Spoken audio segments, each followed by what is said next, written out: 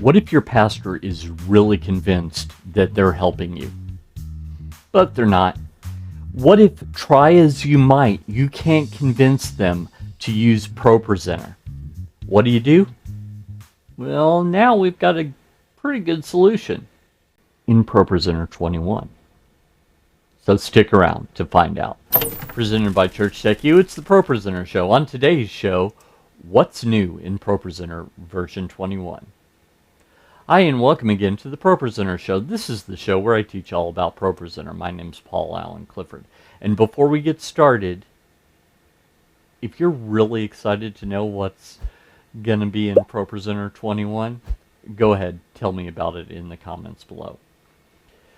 Well, as always, every time Renewed Vision ships an update, they ship bug fixes. Now, there are some things that are definite improvements that I'm very excited that they're doing in addition to the bug fixes. So this is a couple of them. One of them may not affect you. It may, but it may not affect you. Another one is probably going to affect at least half of the people, maybe a little bit more. And the third one, if you ever run into this situation, it's just going to make your life so much better. So, what am I talking about? Well, let's head over to the computer and find out. First off, thing number one, HDR video. May not affect you. That's the first one that I was talking about. Second one, you might notice that this UI looks a little bit different. What's going on with that? Well, that is because we now have, if we go into About This Mac here, we now have Tahoe support. So while it worked in 19 and 20, it wasn't officially supported. With 21, it is officially supported. So that's the one that should affect probably a little over half of you. I don't know exactly what the ratios of Windows to Mac users in the ProPresenter community are, but just letting you know. So that's that next thing. But the big one, the huge one, is this. If we go to File and Import, you might already see it. Before it just said PowerPoint, and on Mac, when you clicked PowerPoint, you had an option where you could do PowerPoint as images or text or objects and text. But now we got this one. So if I click on that and then navigate to a PowerPoint here that I have imported, and I import it, it's going to squawk at me because I've already imported it. Actually, let me just, I'm going to put it in hymns just because. So that way it won't squawk at me because I've imported it already. Just put it in a different library. Problem solved. So I click import and bam. So what's going on here? Look, it has imported my PowerPoint. Now you're probably thinking, well, that's all fine and good, Paul, but what does that get me? Well, right click, quick edit.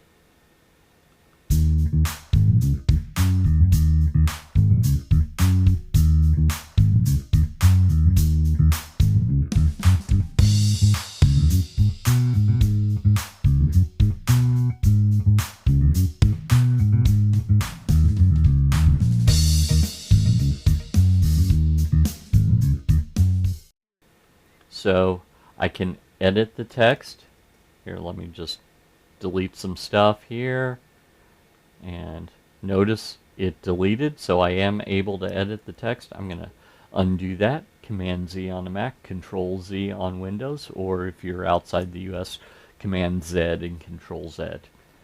Don't say I never translated things for you. But also notice that we've got these, the checkerboard pattern. That's because this is coming in, these are images that have transparency. So if I wanted to, I could put a video behind them, something PowerPoint cannot do. And before, when it said, when it would bring in text and media files, it would not bring in the background media files. You had to do that separately. So this is an additional thing that's very helpful. They're working on having animations supported.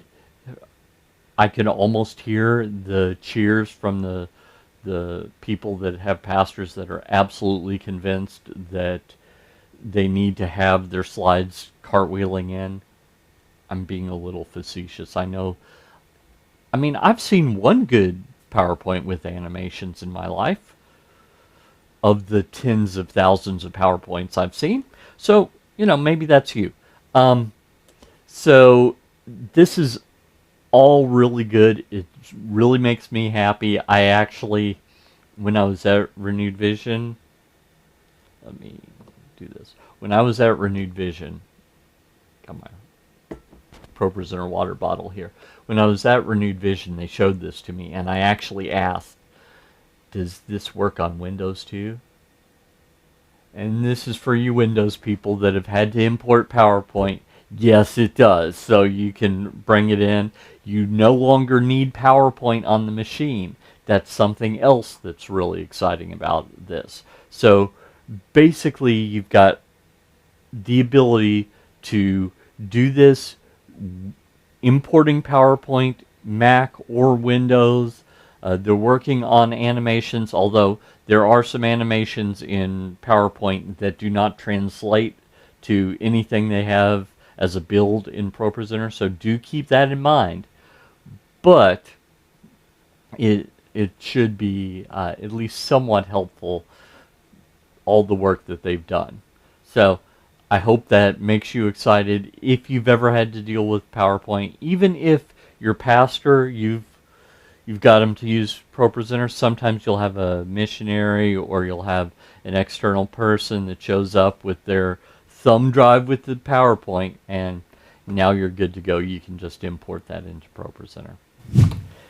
If you like this content, you'd probably like my ProPresenter Quick Start course, so head on over to TDM.fyi/ProQuick.